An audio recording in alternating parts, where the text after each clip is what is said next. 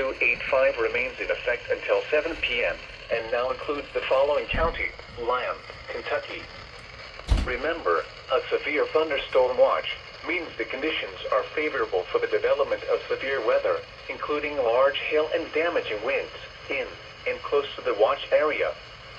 While severe weather may not be imminent, persons should remain alert for rapidly changing weather conditions and listen for later statements and possible warnings. Stay tuned to NOAA weather radio, commercial radio and television outlets, or internet sources for the latest severe weather information. Repeating, severe thunderstorm watch number 285 remains in effect until 7 p.m. and now includes the following county: Lyon, Kentucky.